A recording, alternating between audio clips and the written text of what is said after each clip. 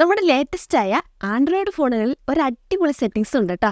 Phone charge ചെയ്യുന്നതിനിടയിൽ ആരെങ്കിലും charger ഊരിയാൽ alarm അടിക്കും, SIM ഊരിയാൽ alarm അടിക്കും, ഇയർഫോൺ ഊരിയാൽ അലാം അടിക്കും. അടിപൊളിയല്ലേ?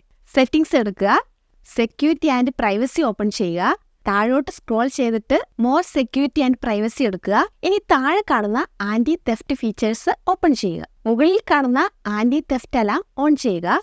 അതിൽ ആദ്യത്തേത് ഓൺ ചെയ്താൽ ഫോൺ ചാർജ് ചെയ്യുന്നതിനിടയിൽ ആരെങ്കിലും ചാർജർ ഊരിയാൽ വാണിംഗ് അലാം അടിക്കും.